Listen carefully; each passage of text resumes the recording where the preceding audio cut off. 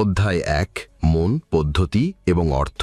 আপনি কি কখনো ভেবে দেখেছেন যে বাজারে সবাই কেন জেতে না যখন চার্ট সবার জন্যই একই রকম থাকে? কেন কিছু লোক ট্রেডিংকে একটি শিল্প হিসেবে নেয় আর বাকিরা শুধু সন্দেহ আর ভয়ের মধ্যে ডুবে থাকে?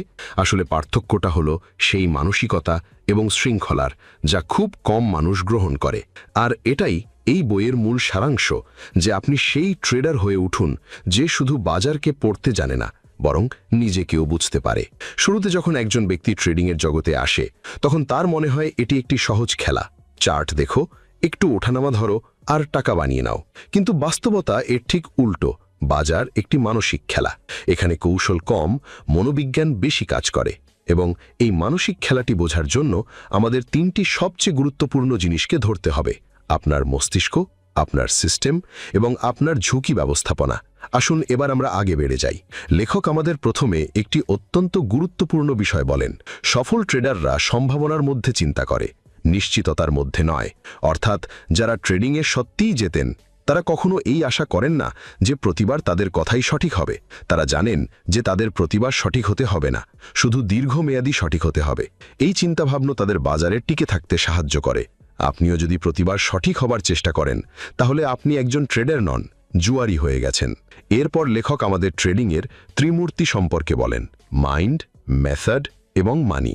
মাইন্ড অর্থাৎ আপনার মানসিকতা, আপনি কতটা শান্ত, কেন্দ্রীভূত এবং অনুশাসিত।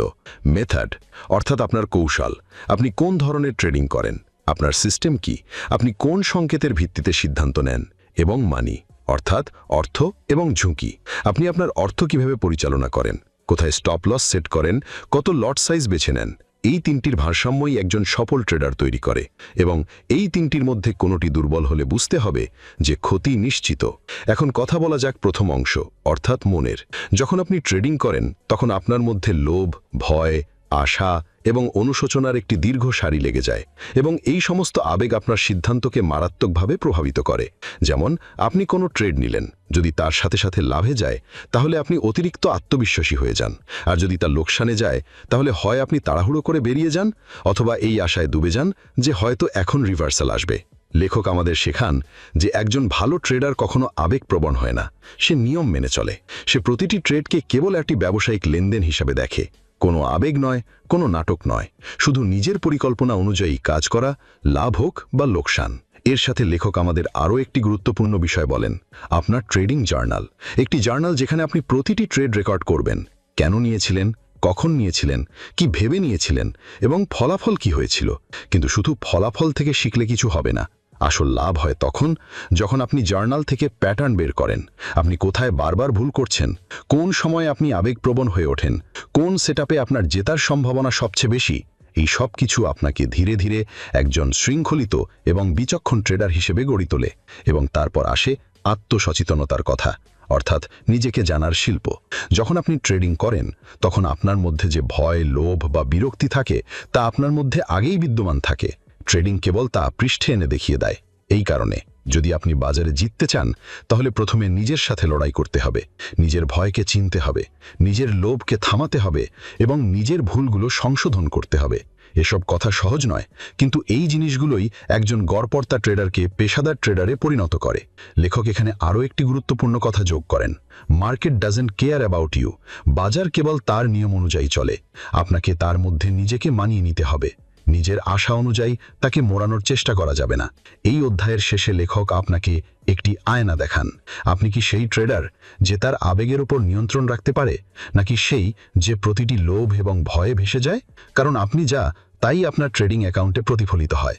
এবং যতক্ষণ না আপনি নিজেকে পরিবর্তন করছেন, ততক্ষণ বাজার আপনার জন্য পরিবর্তন হবে না। অধ্যায় ২ মানসিক যুদ্ধ। প্রতিদিন শেয়ার বাজারে লক্ষ লক্ষ মানুষ আসে। কেউ দ্রুত টাকা কামানোর জন্য, কেউ ঋণ শোধের জন্য, কেউ নাম কামানোর জন্য। কিন্তু খুব কম মানুষই বোঝে যে ট্রেডিং একটি মানসিক খেলা, এবং এখানে জয় তাদেরই হয় যারা নিজেদের মস্তিষ্ক নিয়ন্ত্রণ করতে শেখে।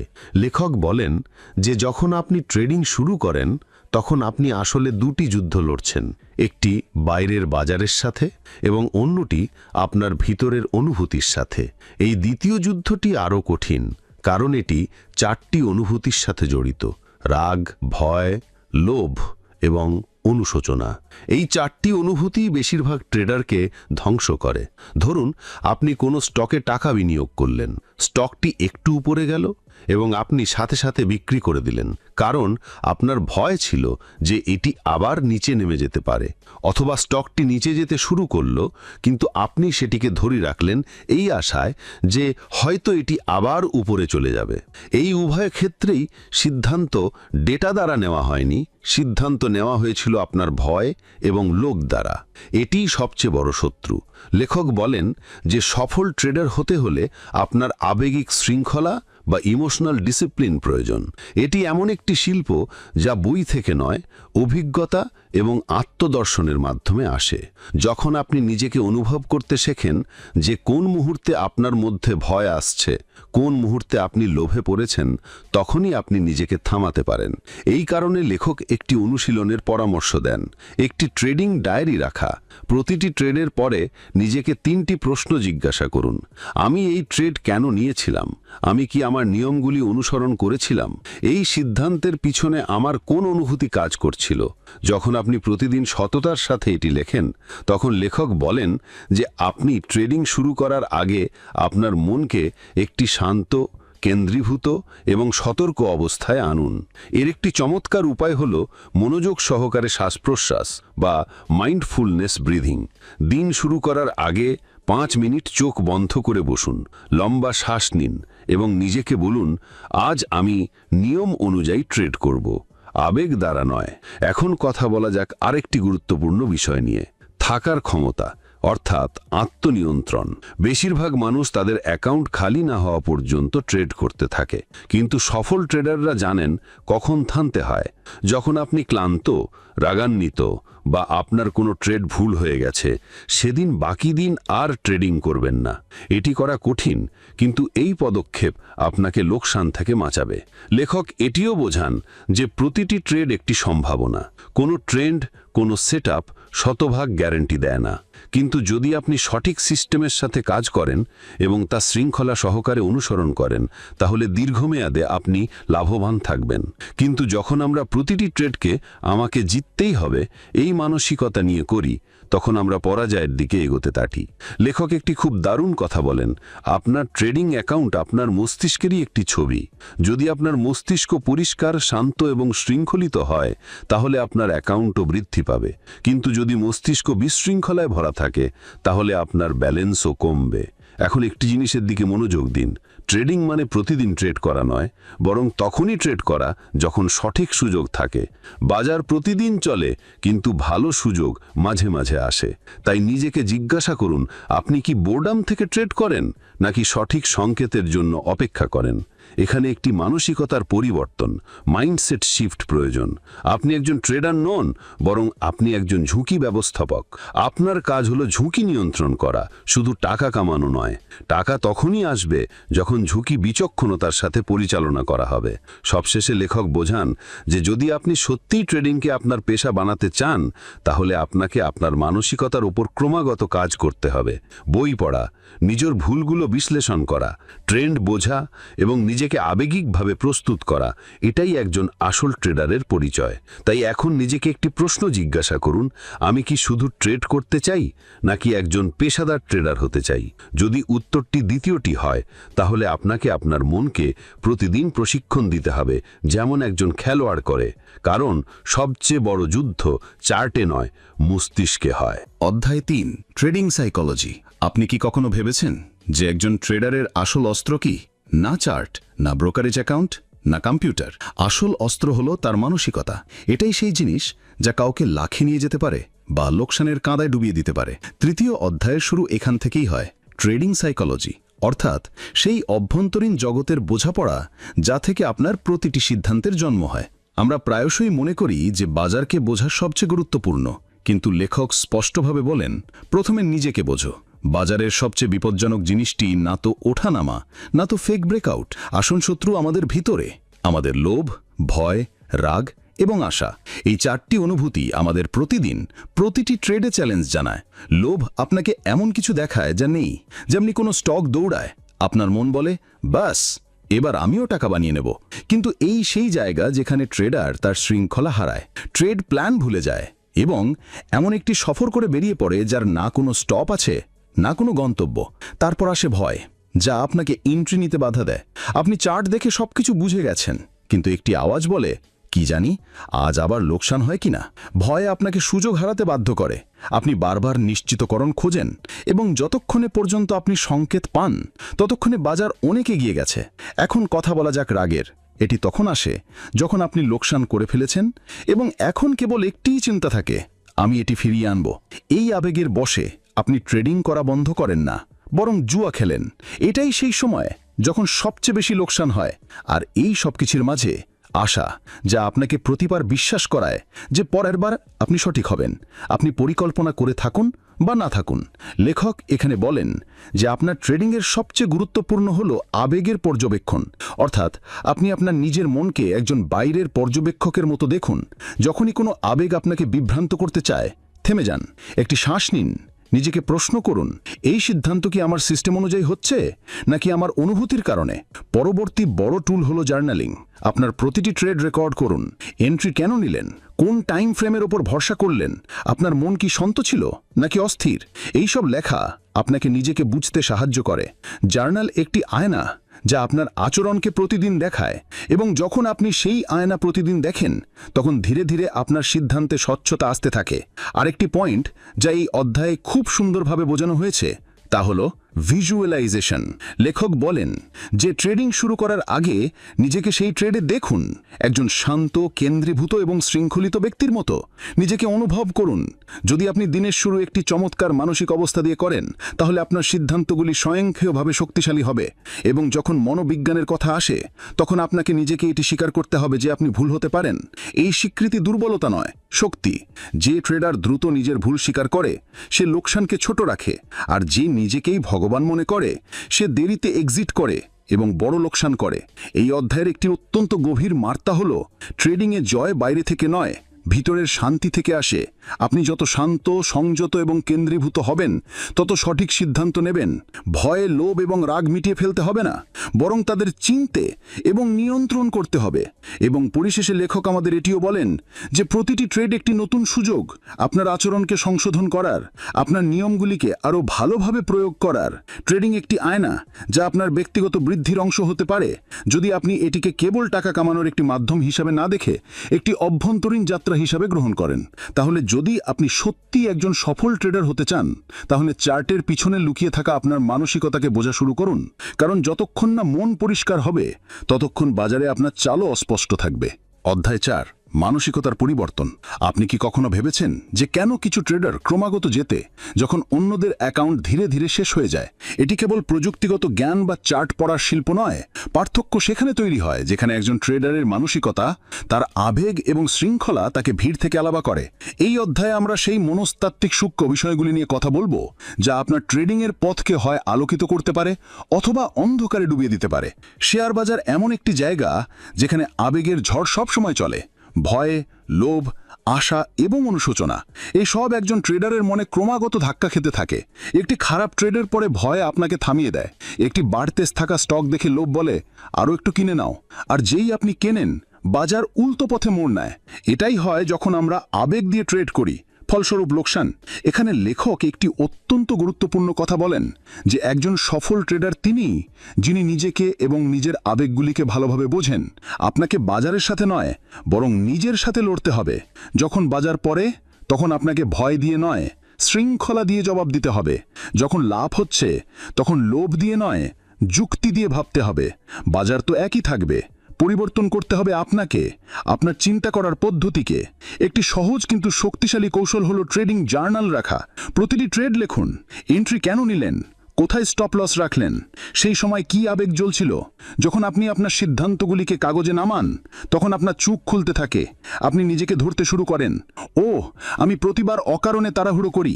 এই আত্মসচেতনতাই আপনার সবচেয়ে বড় শক্তি হয়ে ওঠে। লেখক বলেন যে বেশিরভাগ ট্রেডার ব্যর্থ হয় এই কারণে নয় যে তারা চার্ট বোঝে না, বরং এই কারণে যে তারা নিজেদের বোঝে না। তারা নিজেদের অতিরিক্ত আত্মবিশ্বাসী মনে করে।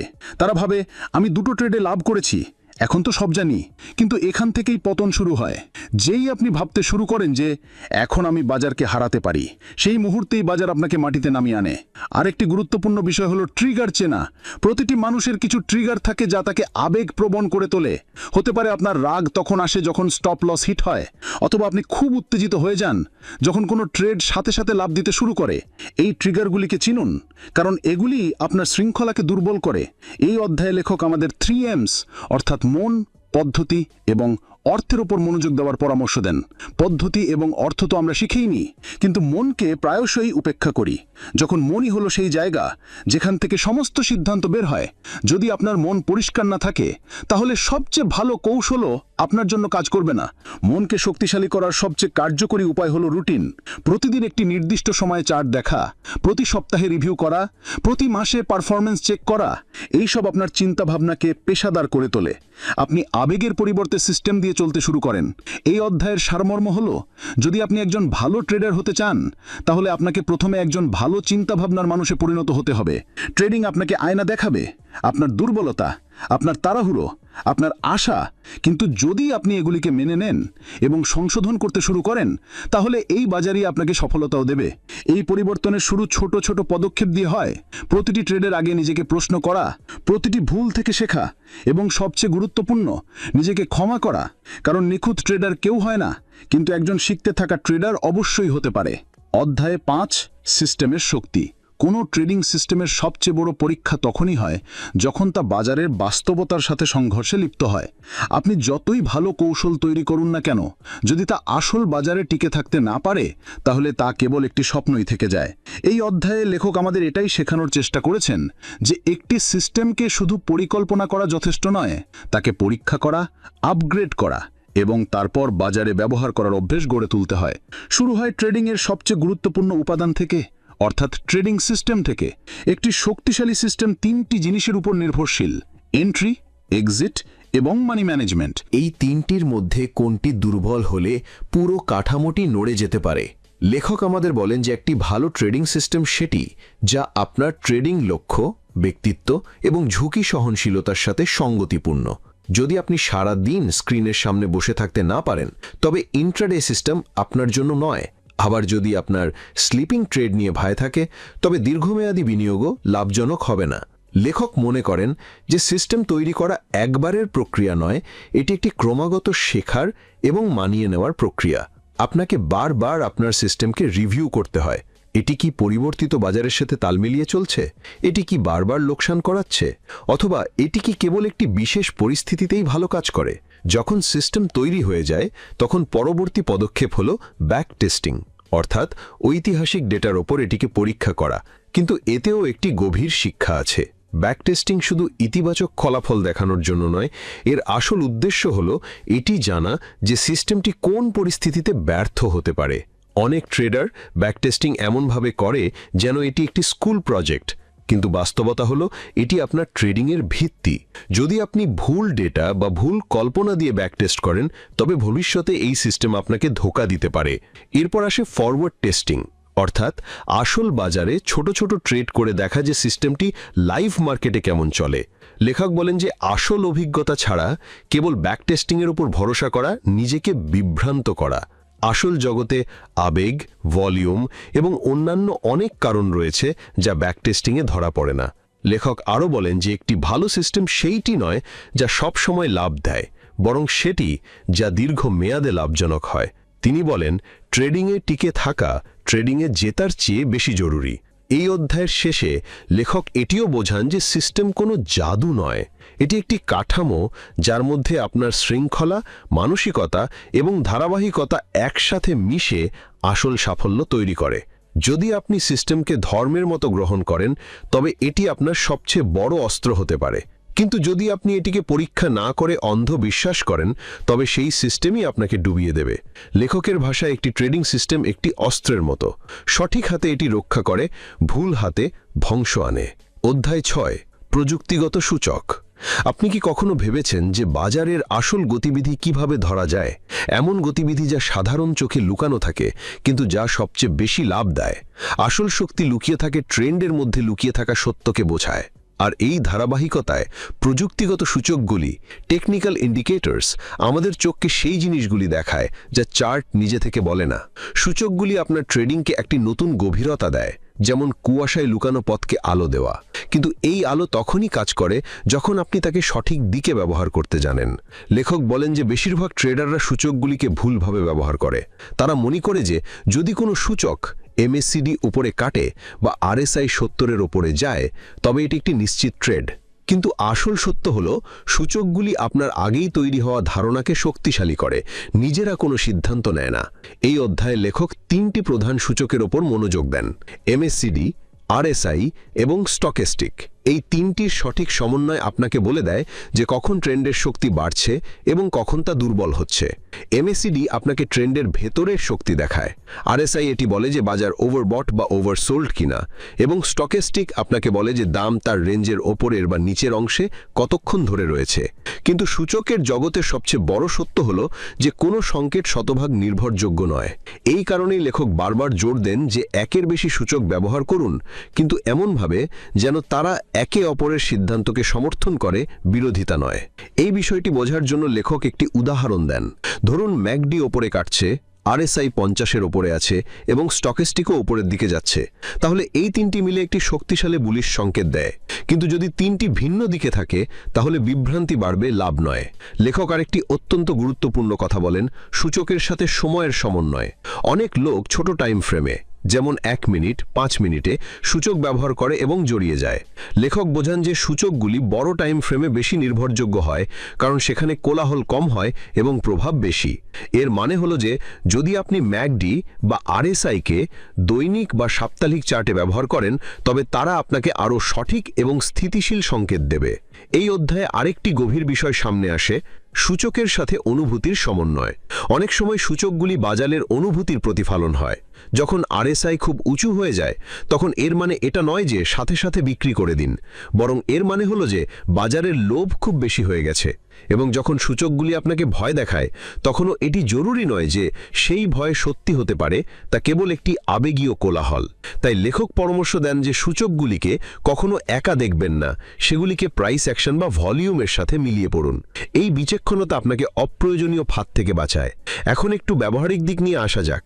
যদি আপনি ম্যাকডিকে আপনার চার্টে লাগান এবং তা আপনাকে বুলিশ ক্রসওভার দেখায়, কিন্তু একই সময় RSI 70-এর ওপরে এবং স্টকেস্টিকে ওভারবট জোনে আছে, তাহলে এর মানে হতে পারে যে মুভমেন্ট আরও উপরে যাবে, কিন্তু বেশি সময় ধরে নয়। এর মানে হয় দ্রুত লাভ নেওয়া অথবা লোকসানের সীমা নির্ধারণ করা। এটাই লেখকের আসল শক্তি। তিনি আপনাকে শেখাতে এসেছেন, বলতে আসেননি, যে কিভাবে প্রতিটি সংকেত আপনার কাজে আসতে পারে। এই পুরো অধ্যায়ে একটি কথাই অনুরণিত হয়: সূচকগুলি আপনাকে পথ দেখায়, কিন্তু তারা আপনার জন্য সিদ্ধান্ত নেয় না। সিদ্ধান্ত আপনাকে নিজেকেই নিতে হবে, নিজের অভিজ্ঞতা, নিজের অনুশীলন এবং নিজের মানসিক শক্তির ওপর ভরসা করে। এবং যখন আপনি এই প্রযুক্তিগত টুলগুলি সঠিকভাবে বুঝতে পারেন তখন তারা আপনার সবচেয়ে ভালো বন্ধু হয়ে ওঠে, যারা কিছু না বলে আপনাকে সঠিক পথ দেখায়। অধ্যায় 7: আত্মশীলনশীল। একজন সফল ট্রেডার হওয়ার পথ কখনো সরল হয় না। এই পথটি বাঁক, পতন এবং ওঠানামায় ভরা।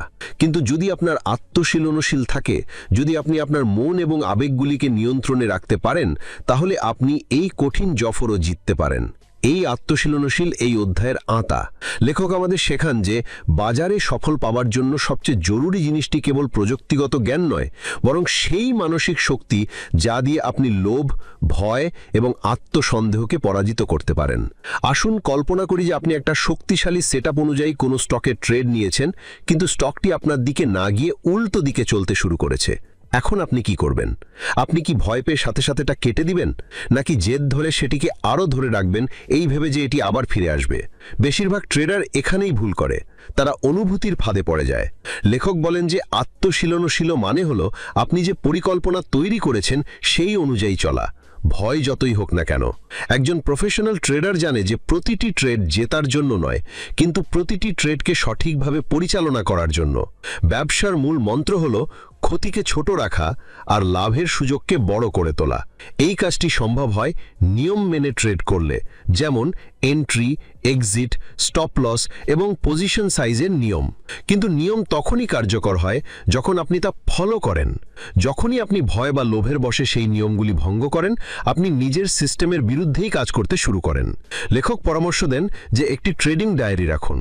প্রতিটি ট্রেড কেন নিলেন, কত দামে নিলেন, কী কারণে এক্সিট করলেন এবং সেই সময় আপনার মানসিক অবস্থা কেমন ছিল, সব কিছু লিখুন। এই ডায়েরিটি আপনার ভেতরের অবস্থা দেখার আয়না হয়ে উঠবে। আপনি দেখতে পাবেন আপনার সবচেয়ে বড় ভুলগুলি কোথা থেকে শুরু হয়েছিল। এটি কোনো টেকনিক্যাল দুর্বলতা নয়, বরং মানসিক দুর্বলতা। মানসিক শিলনশীলের মানে হলো সব পরিস্থিতিতে শান্ত থাকা। মার্কেট আপনার বিপক্ষে যাক বা অনুকূলে আসুক, আপনি সব সময় একটি স্থির মন নিয়ে কাজ করুন। লেখক বুঝান যে যদি আপনি সকালে সিদ্ধান্ত নিয়ে থাকেন যে আপনি মাত্র 2টি ট্রেড নেবেন এবং একটি নির্দিষ্ট সীমার পরে মার্কেট থেকে সরে আসবেন, তাহলে সেই নিয়ম ভাঙার কোনো মানে হয় না। কখনো কখনো ট্রেড না করাই সবচেয়ে ভালো ট্রেড হয়। এই কথাটি সহজ মনে হলেও এটি তখনই সম্ভব যখন আপনি নিজের লোভকে চিনতে পারেন এবং তার উপর নিয়ন্ত্রণে রাখতে পারেন। লেখক আরও বলেন যে আমাদের আত্মমূল্যকে ট্রেডের ফলাফলের সঙ্গে মেলানো উচিত নয়। যদি আপনি ট্রেড থেকে টাকা উপার্জন করেন, তার মানে এই নয় যে আপনি একজন প্রতিভাবান মানুষ। আর যদি আপনার ক্ষতি হয়, তার মানে এই নয় যে আপনি একজন মূর্খ। আপনি সেই একই মানুষ, শুধু এইবার মার্কেট আপনার পক্ষে ছিল না। আপনি যদি এই ভাবনাটি গ্রহণ করতে পারেন, তাহলে যেমন একজন বডি বিল্ডার তার শরীরকে তৈরি করেন, তেমনি একজন পেশাদার ট্রেডার নিজের মানসিক শৃঙ্খলাকে তৈরি করেন। আর এই তৈরি শুধু চার্ট দেখে হয় না, এটি হয় প্রতিদিন সকালে নিজের প্ল্যানটি পুনরাবৃত্তি করে এবং প্রতি রাতে নিজের ট্রেডগুলোর পর্যালোচনা করে। লেখক পরামর্শ দেন যে যখন আপনি একটানা ক্ষতি করছেন এবং মানসিকভাবে ক্লান্ত হয়ে পড়েছেন, তখন একটি বিরতি নেওয়া বুদ্ধিমানের কাজ। এটি কেবল আপনার মানসিক শক্তিকে ফিরিয়ে আনে না, বরং আপনাকে বড় ক্ষতির হাত থেকেও বাঁচায়। সত্য হলো, কোনো সিস্টেম বা ইন্ডিকেটর ততক্ষণ কাজ করে না যতক্ষণ না তা ব্যবহারকারী মানুষটি আত্মশৃঙ্খলিত হন। আপনি হয়তো ভাবছেন যে আত্মশৃঙ্খলা কি শেখা যায়? উত্তর হলো হ্যাঁ, অবশ্যই। এবং এর শুরু হয় ছোট ছোট অভ্যাস থেকে, যেমন সময়ে ঘুমানো, ওঠা, প্রতিদিন একটি নির্দিষ্ট রুটিন মেনে চলা, অকারণে ফোন থেকে দূরে থাকা এবং নিজেকে আরও ভালো করার দায়িত্ব নেওয়া। এই অভ্যাসগুলো ধীরে ধীরে আপনাকে একজন ট্রেডিং যোদ্ধায় রূপান্তরিত করবে এবং যখন আপনি মানসিকভাবে শক্তিশালী হবেন, তখন মার্কেটের প্রতিটি ঝড়ও আপনার কাছে কেবল একটি ঢেউয়ের মতো মনে হবে। অধ্যায় 8, ট্রেডিংয়ের মনস্তত্ত্ব। যেসব মানুষ বাজারে দীর্ঘ সময় টিকে থাকে, তারা কেবল প্রযুক্তিগত সংকেত বা আবেগের ওপর নির্ভর করে চলে না। তারা নিজেদের অভ্যাস এবং বাজারের মনস্তত্ত্বকে গভীরভাবে বোঝে। এই অধ্যায়ে আমরা সেই গভীরতা নিয়ে কথা বলবো যাকে লেখক সাইকোলজি অফ ট্রেডিং বলেন, অর্থাৎ ট্রেডিং করার সময় আমাদের মনে কি চলে এবং তা কিভাবে আমাদের সিদ্ধান্তগুলোকে প্রভাবিত বা নষ্ট করে। আপনি যত চার্ট পড়া বা যত কৌশলী তৈরি করতে জানেন না কেন, যদি আপনার মন নিয়ন্ত্রণে না থাকে, তাহলে আপনি বারবার একই ভুল করবেন। ট্রেডিংয়ের খেলাটি বাইরে থেকে নয়, ভেতর থেকে শুরু হয়। এখানে কথা হচ্ছে সেই ভেতরের যুদ্ধ, লোভ ও ভয়ের মধ্যেকার লড়াই, আশা ও হতাশার দোলা এবং সেই আত্মসংলাপ যা প্রতিটি এন্ট্রি ও এক্সিটের আগে আমাদের ভেতরে প্রতিধ্বনিত হয়। লেখক বলেন যে বেশিরভাগ ট্রেডার ব্যর্থ হন কারণ তারা নিজেদের মনের দুর্বলতাকে উপেক্ষা করেন। তারা নিজেদের কখনো জিজ্ঞাসা করেন না, আমি এই ট্রেড কেন নিচ্ছি? এটা কি যুক্তির উপর ভিত্তি করে, নাকি কেবল ভয় বা লোভের কারণে? আমি কি এই পজিশনে আছি কারণ আমি একটি প্ল্যান অনুসরণ করছি, নাকি কেবল আগের ভুল শুধরানোর অস্থিরতায়? একজন সফল ট্রেডার হবার জন্যে সবার আগে এটা বোঝা জরুরি যে ট্রেডিংয়ের আসল শত্রু বাজার নয়, বরং আমাদের নিজেদের মন। আপনাকে সেই আবেগগুলোকে ধরতে হবে যা আপনার সিদ্ধান্ত নষ্ট করে, যেমন হঠাৎ ভয় পেয়ে যাওয়া এবং কোনো কারণ ছাড়াই পজিশন বন্ধ করে দেওয়া। যখন আপনি কোনো ট্রেড জেতেন, তখন আপনার ভেতরে একটি গর্বের অনুভূতি আসে যা আপনাকে পরের বার অতিরিক্ত আত্মবিশ্বাসী করে তোলে। এবং যখন আপনি হারেন, তখন এক ধরনের নিরাপত্তাহীনতা জন্ম নেয় যা আপনাকে যে কোনো মূল্যে ক্ষতিপূরণ করতে চায়। এই অনুভূতি রিভেঞ্জ ট্রেডিংকে জন্ম দেয়। তাই লেখক পরামর্শ দেন যে প্রতিটি ট্রেডের পরে একটি আবেগগত জার্নাল লেখা হোক। আপনি কেবল এটি লিখবেন না যে আপনি কি কিনলেন বা বিক্রি করলেন, বরং এটাও লিখুন যে সেই সময় আপনি কি অনুভব করছিলেন। ট্রেড নেওয়ার সময় কি আপনার ভয় লাগছিল? আপনি কি ট্রেডটা এই কারণে নিয়েছিলেন কারণ আপনার আগে ক্ষতি হয়েছিল এবং আপনি তা পুষিয়ে নিতে চাইছিলেন? আপনি কি অন্য কারোর পরামর্শ মেনে এই পদক্ষেপ নিয়েছিলেন? মানুষের মস্তিষ্ক প্রায়শই দ্রুত তৃপ্তি চায়, কিন্তু ট্রেডিংয়ে দ্রুত লাভের আকাঙ্ক্ষা সবচেয়ে বড় ফাঁদ। লেখক একে ইমিডিয়েট গ্র্যাটিফিকেশন বায়াস বলেছেন।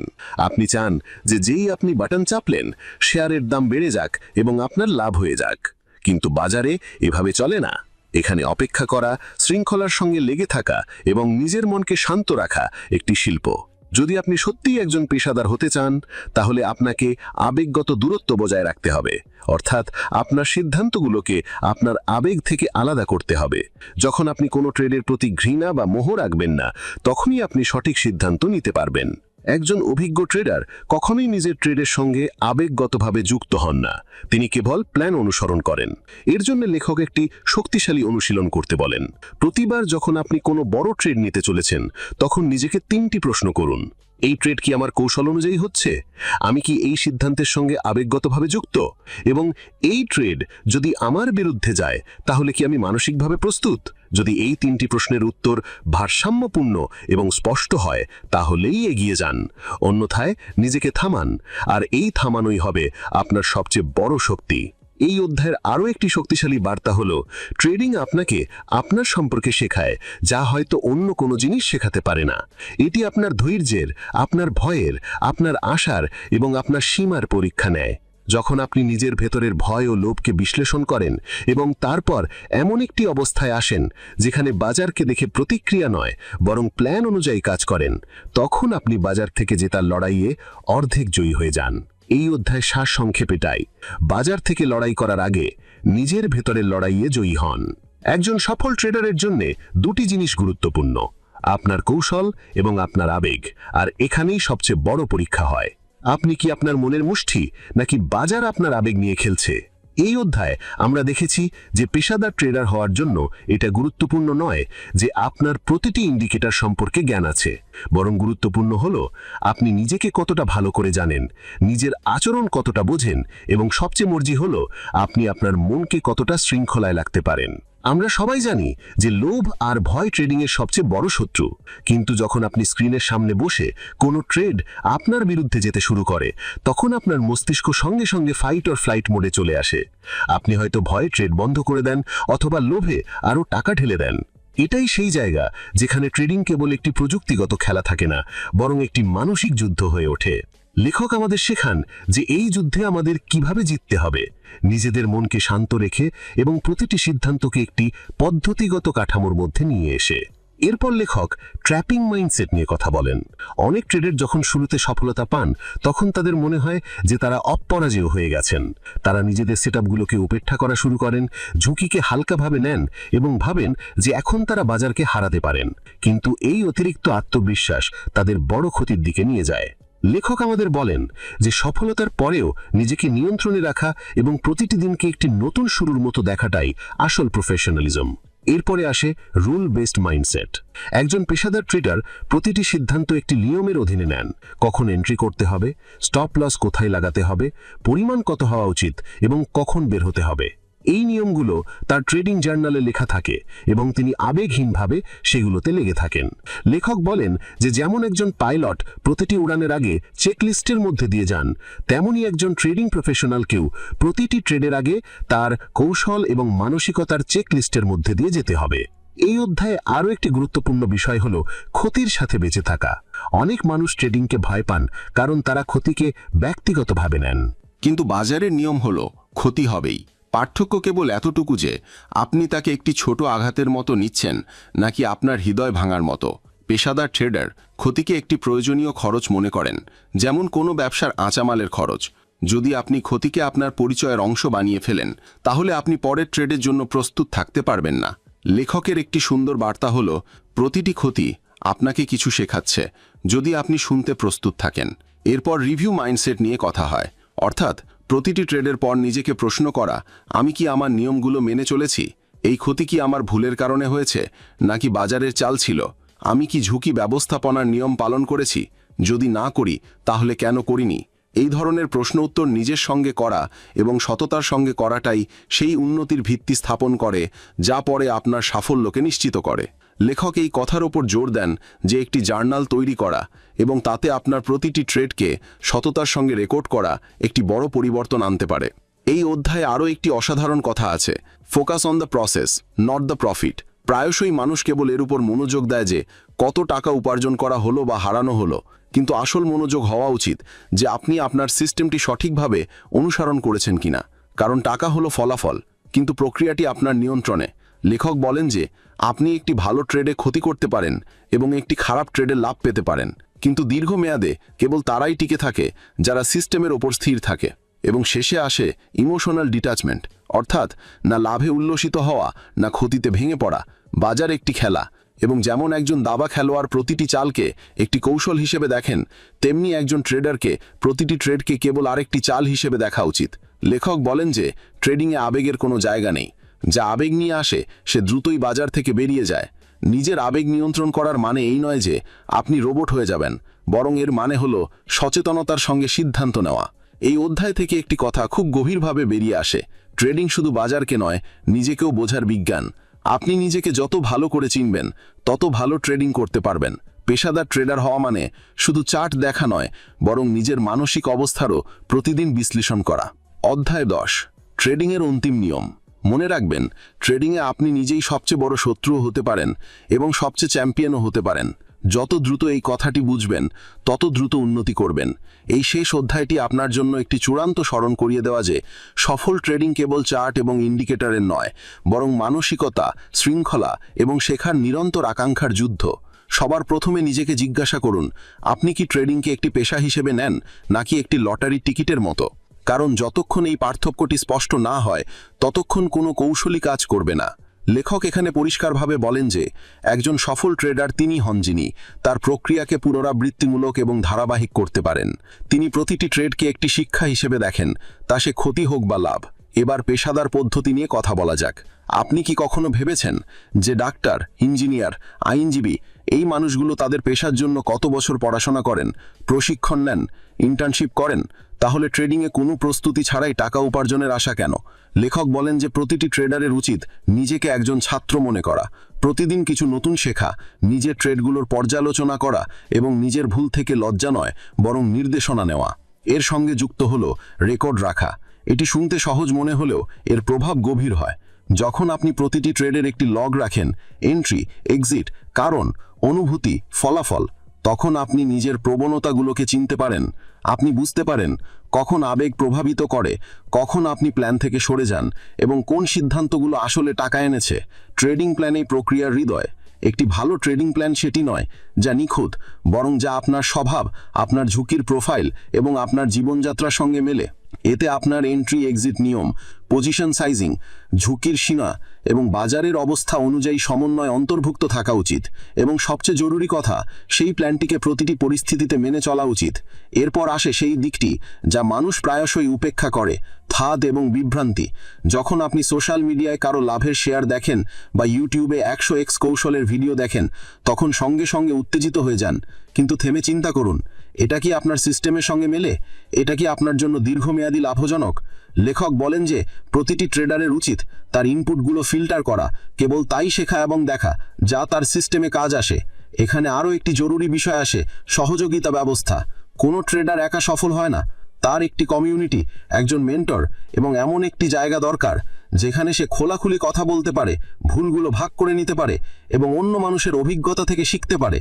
এই ধরনের গ্রুপ শুধুমাত্র মানসিক সমর্থনই নয়, বরং নতুন ধারণা এবং দৃষ্টিভঙ্গির একটি জায়গা তৈরি করে। ক্যাপিটাল ম্যানেজমেন্ট ট্রেডিংয়ের সবচেয়ে কম আকর্ষণীয় কিন্তু সবচেয়ে জরুরি অংশ। কোনো কৌশল, তা যতই ভালো হোক না কেন, মূলধন ছাড়া একটি প্রাণহীন কবিতার মতো হয়ে যায়। তাই প্রতিটি ট্রেডের আগে জানুন যে আপনার ঝুঁকি কত এবং সেই ঝুঁকি আপনার মূলধনের কত শতাংশ। মনে রাখবেন, লক্ষ্য হলো একটি ধীর এবং স্থির গতিতে বৃদ্ধি করা, একদিনে নয়। প্রতিটি পদক্ষেপ শিখুন, বুঝুন এবং কৌশলকে উন্নত করুন। যত দ্রুত আপনি এটি বুঝতে পারবেন যে ট্রেডিংয়ে সফল হতে গেলে একটি প্রক্রিয়ার মধ্যে দিয়ে যেতে হবে, তত দ্রুত আপনি এমন একটি অঞ্চলে চলে আসবেন যেখানে বৃদ্ধি স্বাভাবিকভাবে ঘটতে থাকে। যদি আপনার মনে হয় যে এই তথ্য অন্য কারোর জন্য উপকারী হতে পারে, তাহলে এটি শেয়ার করুন। কারণ আসল জ্ঞান সেটাই যা ভাগ করা হয়।